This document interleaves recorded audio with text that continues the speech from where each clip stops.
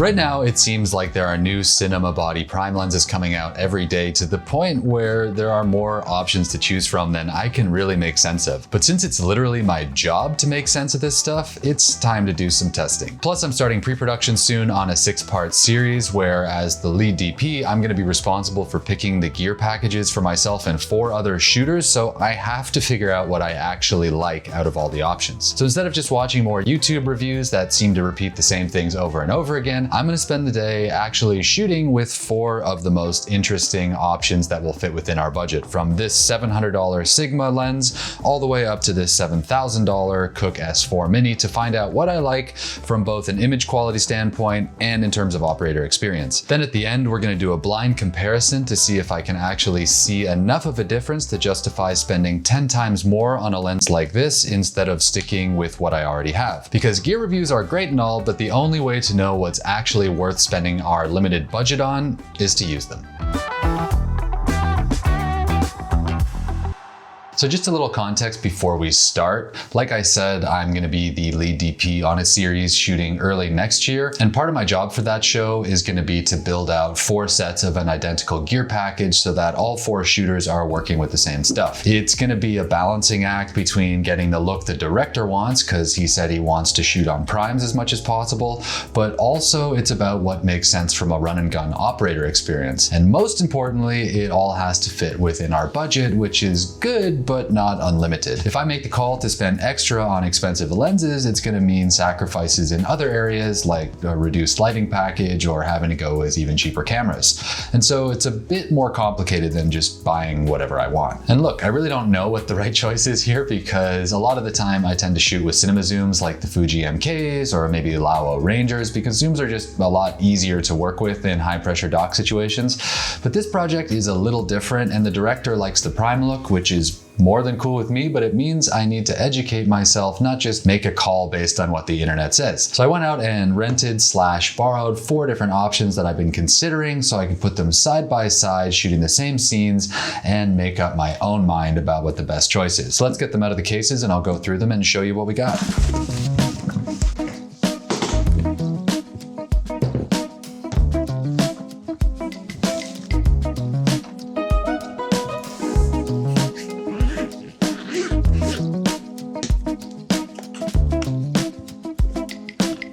Okay, so starting with the most affordable options, we have the Sigma Art lenses, which I've personally owned for a long time now. I mean, this 35 one is so old, it's actually in a Nikon mount because I used to use it when I was still a photojournalist. Most people have already heard of these lenses, and they're popular for a good reason, because the whole Art line is one of the best budget options out there. They're relatively affordable, they look good, and they've got decent build quality, plus the focus throw is a lot better than what you'd normally get with a photo lens. But they're still photo lenses at the end of the day, and I do think there are some serious benefits to going with cinema housing, mostly so that the operators can be more precise with their manual focusing and do smooth iris pulls if they need to. Next, we've got the DZO Vespid primes, which are lenses I've been curious about for a while now. They're about double the price of the Art lenses. They're about $1,400 each. So even though they're not cheap, they're still firmly in the budget category. At this price point, they're competing directly with options like the Nisi Athenas or maybe the Rokinon Zines. But I really wanted to try these because I've heard they're not too clinical looking, and that's what the director wants for this project. He wants something with a little bit more style, and according to YouTube anyways, these have the most character out of the group. DZO lent me a 7-lens kit. There's no sponsorship or cash exchanging hands here. I always have to say that because people get mad. But these are the lenses I thought of first when the director told me he wanted to shoot with primes, but since I've never actually used them before, it was definitely important to try them first before I commit the whole team to using them. And then next we're gonna try the Nisi Athenas, which I rented because when I asked everyone on the YouTube community wall, it was these and the Athenas that were recommended most of all. Of all the lenses, these are the ones I know the least about, but they're the closest competition to the Vespids and pretty much identically priced, so I'm definitely curious. They apparently have a pretty different look to the DCOs, so even though I assume based on the price alone that these are going to be kind of optically similar, that's not based on anything real. And that's why we do tests like this at the end of the day, because getting getting a little bit better and learning more all the time is how you get good at something. And then lastly, we rented these Cooke S4 minis, which are about 10 times the price of the Sigmas at about $7,500 each. These would be right at the edge of what we could afford without having to make major sacrifices in other areas of the kit. But if any brand is synonymous with character, it's Cooke. So I wanted to get them in the mix because who knows, maybe when we do all the blind tests later, they're gonna look so good that it's worth giving up those other things, but we're not gonna know that until we try. So I'm gonna get outside and put up a couple of lights, and then I'll explain exactly how we're gonna test these all out. Yeah.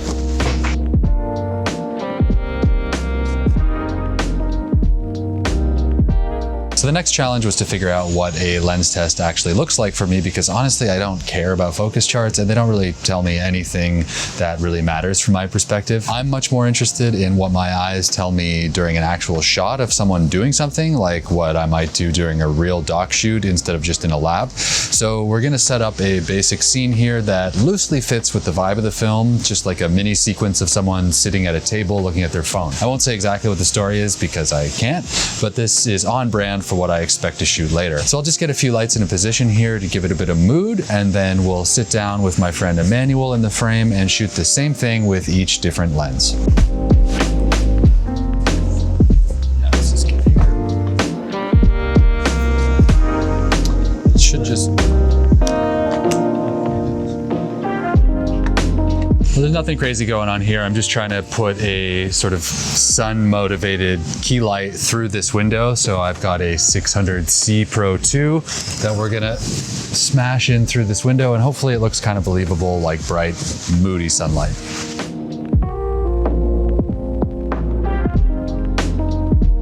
Okay, so we got this basic scene lit. It's nothing fancy, just the 600C Pro 2 coming in the window because it's a kind of overcast day and it was just looking too flat.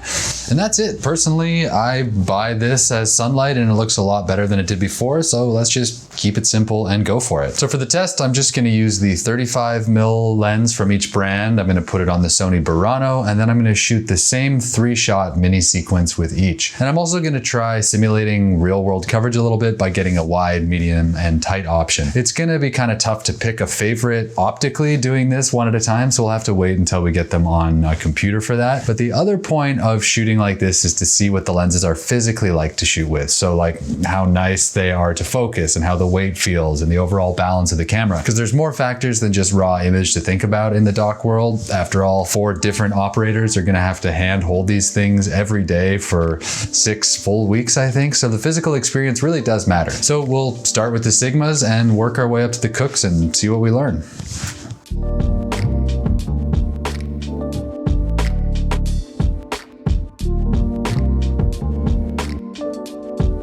Okay, so that's the first little sequence with the Sigmas. No surprise there, I've had these lenses for more than 10 years. Yeah, they're great. My first impressions just looking through the monitor based on nothing is that it seemed really sharp, but maybe that's just my imagination. Focus throw is familiar and fairly easy to use. This Nikon version focuses backwards, so that's kind of weird to get used to. So now let's get into the new lenses and see if we start to notice any differences.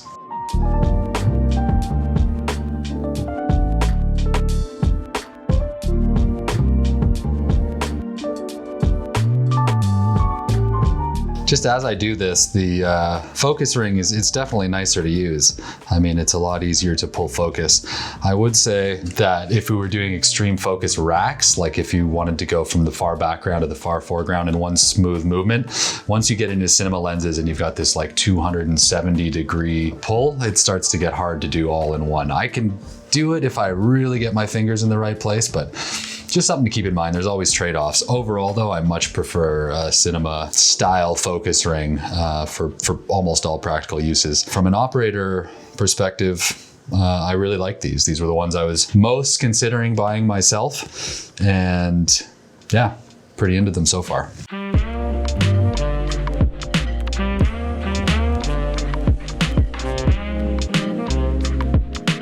Okay, now I've got the Nisis on. These are probably the lenses that come up most in association with something like the DZOs, like their direct competitors. Major differences just from an operator standpoint, they're a lot smaller. When I first got them out of the case, I was actually really excited. I want smaller things. I travel a ton, so I thought actually that might be a thing in favor of the Athenas. But now that it's on here and actually mounted to the camera, it's really kind of cramped, at least for my hands anyways. And with this particular camera, I have to really kind of contort my hand to get into a good focusing position. That won't hold true on all cameras. Like if you're shooting on a mirrorless, this might not be an issue at all.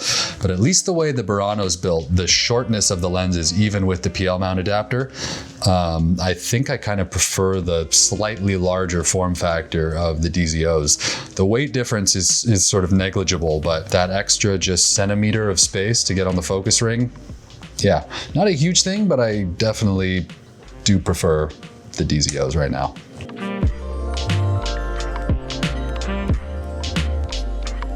All right, so last but not least, we're going to put the Cooke S4 minis on. Slightly different, all the rest are full frame lenses. The S4 minis are Super 35 only, so we'll have to change the settings on the camera, but not really a big deal. I think we can still get a pretty similar frame. These are, far and away the most expensive lenses. So whether or not that means they look the best, I have no idea. They are definitely the biggest, so there's no denying that. Even if they are optically the best, there is a substantial size difference between these and all the rest we tried. So for me, that's already a negative, but let's see, maybe it blows me out of the water.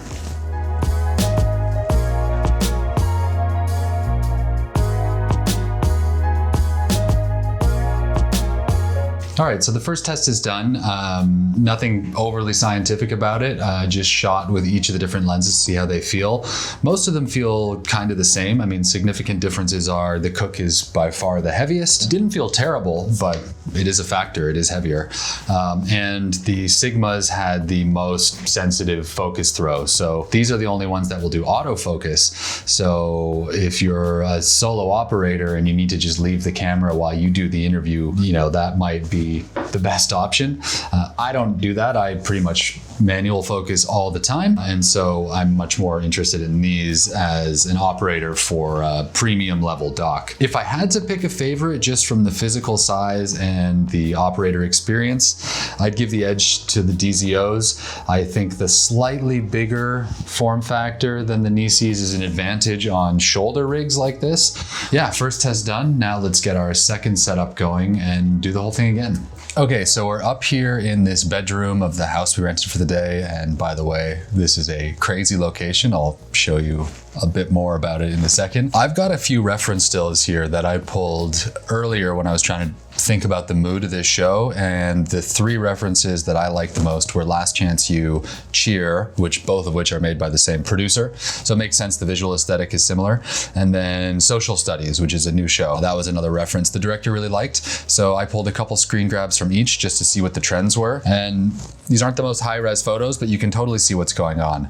These are not necessarily your standard interview frames. They really put the characters in their natural environment and they try to make the lighting look as natural as possible. Also, they don't necessarily use orthodox compositions. There's a lot of center, very near center line frames. They're not putting everything on the 1/3. So there's a whole style and vibe to these. A lot of shots on beds to show people really at home in their intimate life. And I really like this look, and I think these shows do great interviews, and I want to do something similar in the show we're planning now. I want to take this frame as a very rough example of what we could get on the actual shoot. So the one thing to keep in mind is that the environment is supposed to fit with the subject. In this case, this is definitely not the bedroom of a young Nigerian man. It's just a crazy room. So let's just take a second here and really appreciate how crazy this room is. This is like a grandmother's time capsule. I don't even know what decade this is. This isn't even 50s. This is eclectic, let's say that. So we're gonna lean into it anyways, and we're gonna experiment with these sort of on the bed, very natural frame types. The one thing I'm noticing about the lighting is there is always a big soft source, usually motivated, a lot of,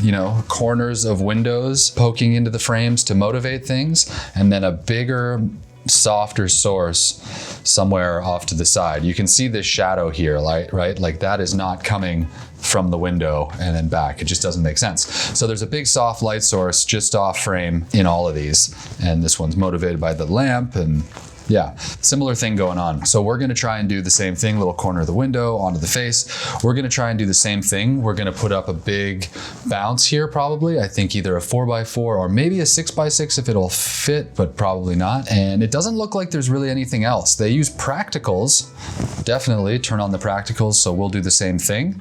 But we're just gonna use one large soft source and see what we get. So like every interview frame setup, the very first thing you're gonna wanna do is get the camera out on a tripod and find your frame. There's no point in doing any lights until you know what part of the room you're actually gonna see in the frame. So I'm gonna start with the Sigmas and mess around until I find something I like. We've got a manual on his beautiful pink bed. This is not a lighting video, so I'm gonna try not to get sucked into talking about the setup. I'm just gonna get the camera into position and then just do the lighting, and we'll focus on the lenses, which is what we're all here for.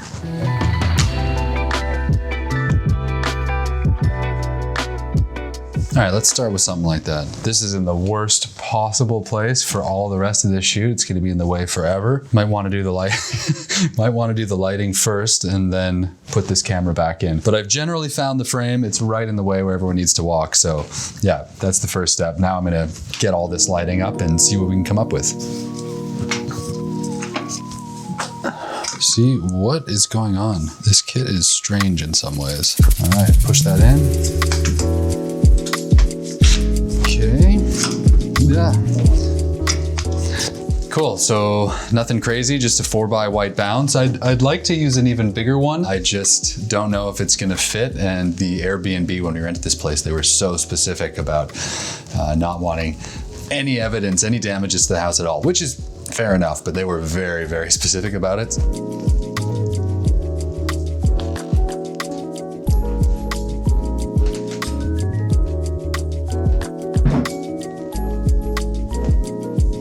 We need to get that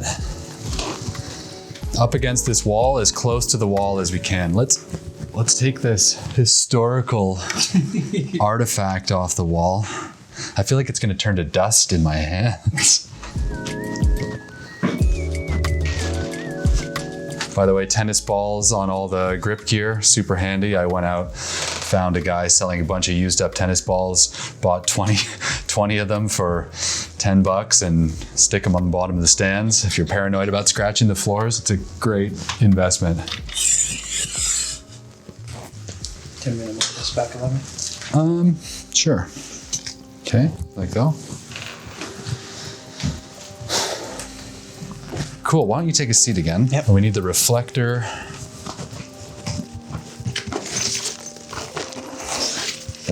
Let's see what this looks like first.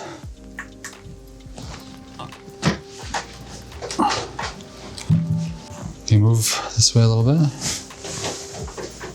Yep. Yeah.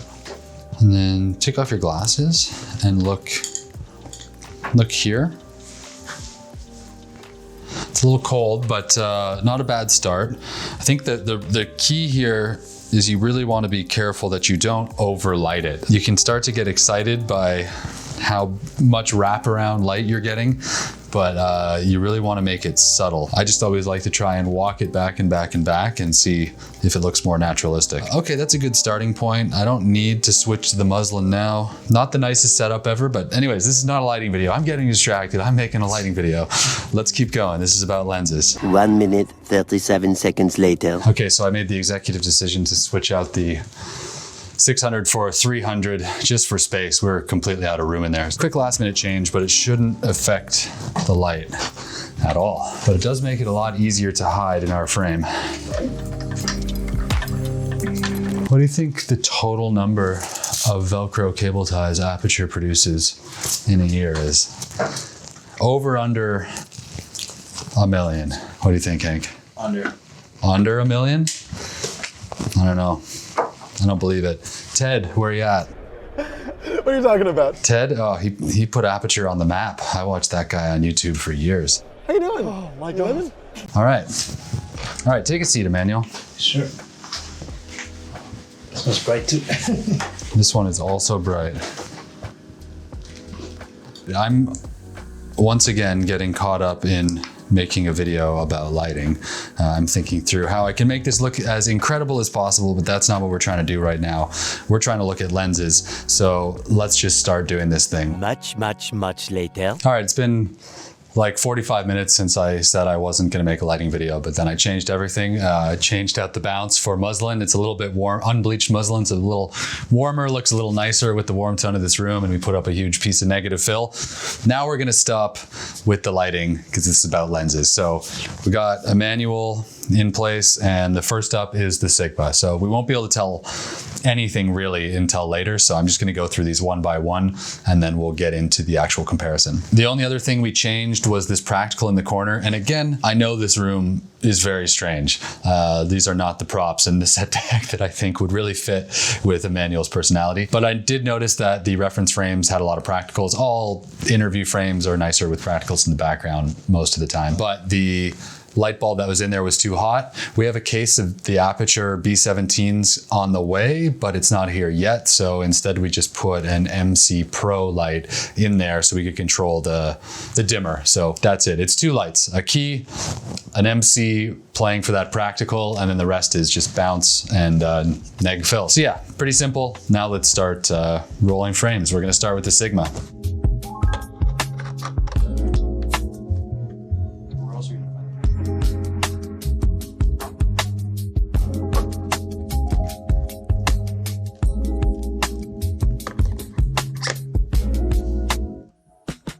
So one thing I'm noticing as I do this is that of all of them, the Cookes are the slowest. So like they have the highest T-stop at T28. The other ones are like T2 or 2.1 and then 1.9. So right around a stop brighter. And it kind of makes a big difference here because we were at T2, we were right on the line. Now at T28, it's too dark, so we either have to bump the ISO and then start adding ND. It's just not quite as bright.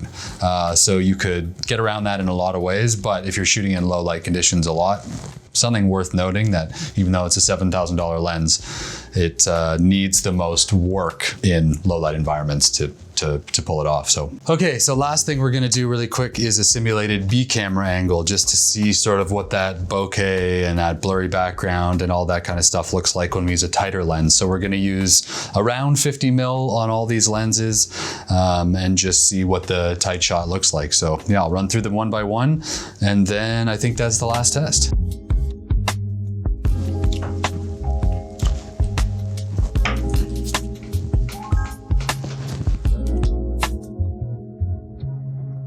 Okay, so that's it. We've run it through 3 different tests now, and I really can't tell what the best is under these circumstances. Like none of them look bad. They all looked good. Anything I'd be saying now is kind of a guess. We really need to get it onto a computer and then we'll figure out, you know, sort of what we actually like the look of. But just general first impressions, I did feel like the Cookes were a little bit big for just run and gun handheld shooting, even though I did like the look of them.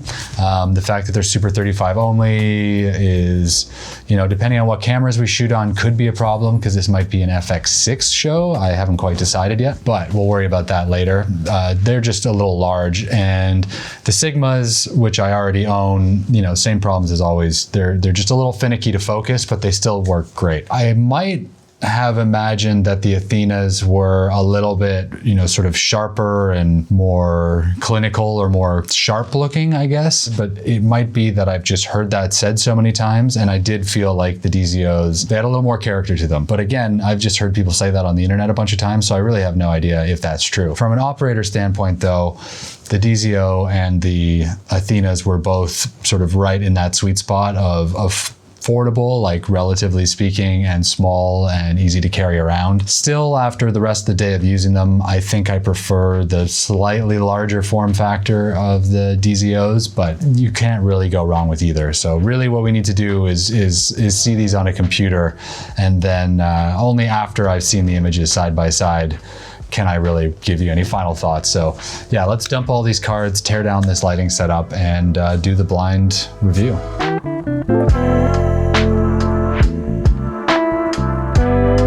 Okay, so we are back to actually look at these lenses in the blind review.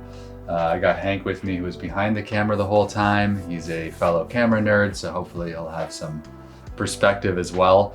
These tests are kind of crazy. I mean, you guys aren't seeing exactly what we are, but I'm a little bit nervous for this one. Yeah, I don't, we'll see. Yeah, I'm nervous only because I don't know that I'm gonna be able to tell it all. I briefly looked at this frame. By the way, we don't know what these are. I had my editor Santi put these together. So we're gonna learn what's what as you do. But it's really tough though looking at these because they all look pretty good. Like they have okay light, and I don't see anything jumping out at me as like, that's the best. Yeah. So a lot of this stuff is gonna come down to your taste, the form factor, your budget, what you're using it for, because none of them are bad. We should say that right now. All right, so here's the first scene. We've got it on TV and laptop. The laptop, just for you guys, looks a lot warmer than the TV. I don't know what we should be paying attention to. We'll watch both. So here's the wide shot. All right, let's pause it. The one thing I noticed more than anything is that I was standing in slightly different places. I should have probably given myself a mark. It looks like B and D are warmer to my eye. I feel like on the computer, A looks warmer, but I feel like that's because of the lighting. We probably had some light come in and kick off the floor or something like that. Yeah, they do look dramatically different. So that's also a lesson, like what you're seeing in camera versus what you're gonna see on your screen versus what you're gonna see on social media versus what you're gonna see then on a TV. It's all wildly different, which makes these choices even more just come down to what do you like shooting with and what do you think looks pretty good? We gotta pick something. So, characteristics. Maybe we should watch the individuals. What are the key characteristics that we're looking for? Like I was looking at the you know, just where the colors of the light are, see if there's any chromatic sort of, we don't have much like bokeh, maybe the leaves in the back. Okay. Bokeh. Yeah, I'm kind of looking, a couple of things I'm looking for. Contrast, like are any of them overly contrasty? I'm looking for color temperature, are they warm or cool? And I'm looking for sharpness. I personally wanted lenses that had a bit more character, which I guess means a little less sharp. But yeah, those are the main things that I'm looking for, trying to decide. This one feels sharp to me. I don't see any chromatic aberration really, but I'm not gonna zoom in because who cares? I'm not gonna pixel peep that stuff. Okay, this one I'm standing much closer. This one looks a lot cooler, also quite sharp. I feel like, based on my preconceptions, that means it's either a Sigma or a Nisi. This looks warmer to me and slightly less sharp. And like sharpness is often considered a good thing in lenses, and it is in some ways, but sometimes they can be overly sharp. So when I'm talking about sharpness, I'm talking about like what looks pleasing to my eye. Bro, I don't know. I feel like this one has the nicest contrast in the sense that you can see details in the shadow really well. Yeah. Whereas I remember this being very dark. Can we go back to A, which is the full Yeah, screen? we'll go to the grid. All right, we gotta make a guess. Look, the reality here is that I can't tell, and I don't know which one I like better necessarily. I feel like I like B and D the most. What do you think? I think D is Sigma, A is Cooke, B is DZO, and C is out. Athena. Athena. You just threw me for a whole loop because I was gonna guess quite differently, and now you've got me second guessing everything. No, do what you. Okay, I'm gonna say B is Cooke, and I'm gonna say D is DZO, and I'm gonna say C is Athena, Yeah. and A is Sigma. All right, man. This is a lot harder than I thought it would be. So, A is Sigma, Yeah. B is the Athena, so both wrong. I thought that was the Cooke. And I thought that was the DZO. C is DZO. I thought that was Athena, wrong. I thought D was DZO, but it's the Cooke. I guess that's good for DZO. Yeah. And you thought A was Cooke. So. A was Cooke. So Hank is 0 for 4. Yep. The Sigmas, I don't know. I felt like they were quite sharp. That's the only thing I was going on, was just they were just really, really sharp, like photography sharp, which makes sense because they're photo lenses, so they're supposed to get a ton of resolution. But yeah, pretty wrong. All right, let's move on to the next shot. Here's our second setup. This one had a lot more lighting going on. Part of me wants to like zoom in on these, but we'll watch them full screen.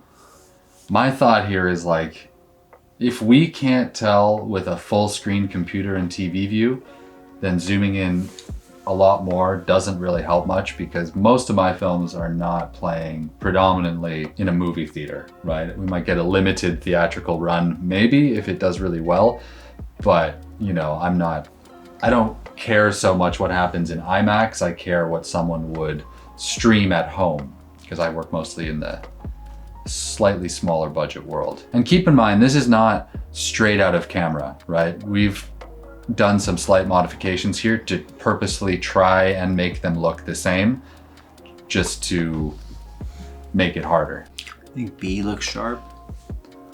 B looks sharp, okay. I feel like I can see they seem to be handling the light in different ways. Some of them are flatter, like A and D are much less bright. Anything jumping out at you? Oh boy. Okay, let's look at the full screen one more time. I'll say A is Athena, B is DZO, C is Sigma, and D is Cooke. And I'm saying that mostly based on face sharpness and detail. I feel like the lenses that look like they have the most character are B and D, but again, like, do the DZOs have more character? I don't know. I'm just parroting what I've heard on YouTube. I really liked the way they looked on camera, and I really liked using them. Okay, I'm gonna go B is Cooke. Hank says B Cooke. C is Sigma. C is Sigma. And I'm gonna go D is DZO, and A is Athena. All right, well, we guessed pretty close this time. You just switched Cooke and DZO. We're gonna be fully wrong for sure. I'm nervous, man. Yeah. My heart's beating. Oh. Damn, Hank's 100%. Okay. We're both right on Athenas. We're both right on Sigmas. I switched the Cookes and DZOs again, which, again, I guess reflects pretty well on DZO. Why did you say that?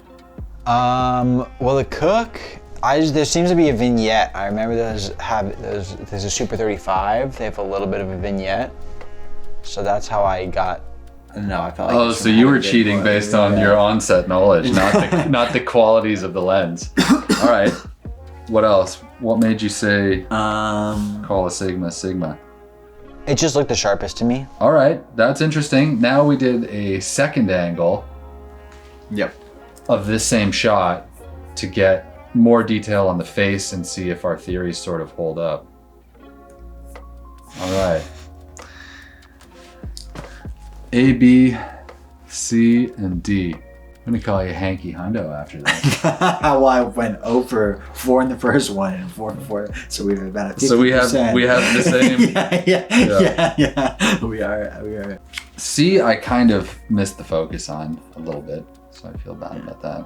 I'm gonna guess D is Sigma. I'm gonna say the same thing. Okay. Just because of the sharpness again. Yeah. And I think I'm gonna guess C is Cooke. because it's out of focus. Hank said C, Cooke. Okay. And then A is DZO and B is Athena. This is pure. Yeah, I have no idea. I kind of like your guesses. B. Yeah, I think B is the Athena too. And then I'm gonna, just to be devil's advocate, I'm gonna reverse. I'm gonna say C Smart. is DZO and A is Cooke. Okay, final.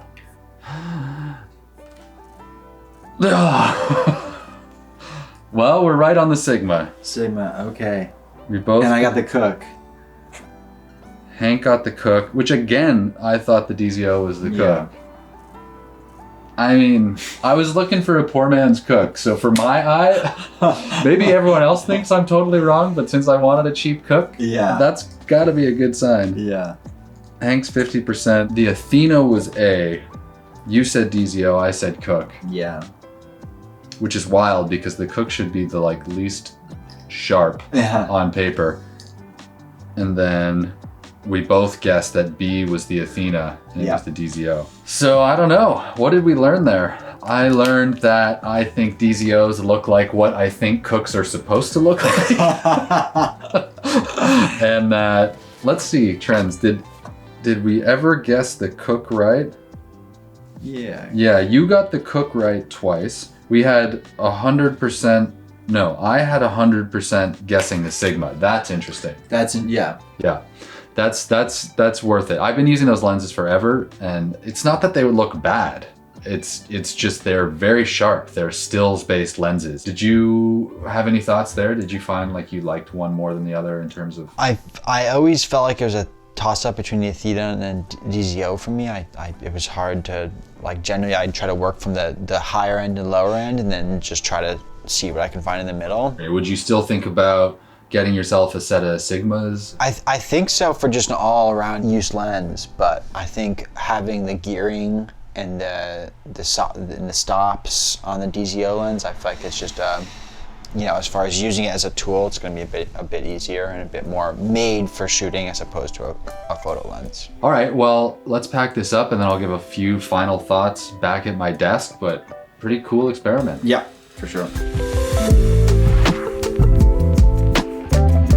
Okay, so those blind tests are kind of terrifying for some reason, but also super interesting and worth doing because it shows how much of our perceptions are based on facts versus marketing. It kind of lets us know what we actually like based on what we see instead of what we think we should like, and I'm very glad I did this one. So what did we learn? Well, a couple of things. First, and maybe most importantly, none of these lenses are bad. And really with all gear these days, it's hard to find bad stuff beyond a certain price point. That's not to say that they're all the same though, and it's gonna come down to your personal tastes for what you think looks best. The one big noticeable difference, at least for me, was between the Sigmas and everything else. Those were the only ones that we were able to guess with any consistency, and that was mainly just because of how sharp they were. I'm not sure how much you could see in the YouTube compression, but on both the computer and the TV, we could definitely tell. For my personal aesthetic, that level of sharpness isn't really my thing, but that might be different for you depending on what you're shooting. Now, after saying all of that, I've personally owned a set of Sigmas for years now, and they've been my go-to travel primes when I need autofocus, and I've never thought they looked bad by any stretch. I used them for a short film called Highline last year, and I never really noticed them feeling overly sharp, so it wasn't until we put them side by side that this even really registered for me as a thing. The other interesting thing was that I kept guessing that the DZOs were the Cookes, which tells me that maybe the internet consensus about character in these lenses isn't made up. So if you're the kind of DP who wants a bit of character on a budget, then these are worth looking at.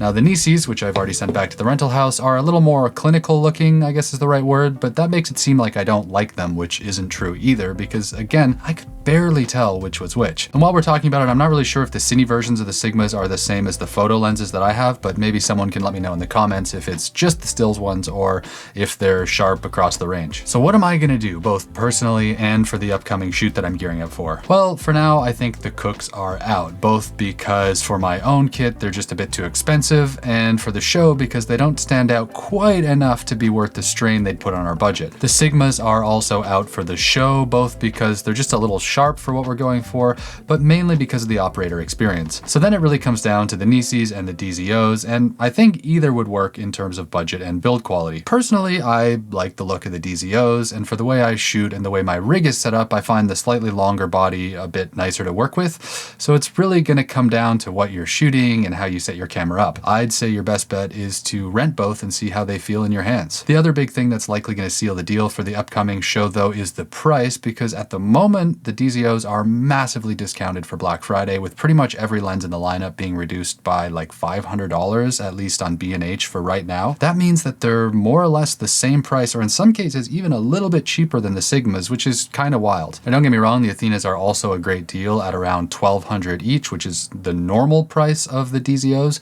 but at $899 right now, the DZOs are a mega deal. All those prices can change overnight though, so check for yourself. I'll leave a link below to the B&H deal I'm talking about, but even without the discount, just based on me mistaking the DZOs for Cookes multiple times, I think those are the best bet for my personal taste, and I think they'll be what I'm recommending we send the other 4 shooters out with on the doc series. But honestly, at the end of the day, the biggest takeaway is that we're truly spoiled for choice these days. And if there's any other lens makers out there who have something else they think would be interesting for me to try, I still have some time to run tests, so hit me up. So I don't know what you all think. Could you pick a favorite consistently? Let me know. And as always, please don't buy gear on credit that you can't afford, because if I've learned anything from this test, it's that none of these lenses are going to transform your work. Learning how to shoot and light well are going to make the biggest difference for your footage, and you can't buy your way out of the need to practice. So spend your money on actually shooting stuff, and then upgrade your lenses when you're ready for them, and when you can do it without going into debt.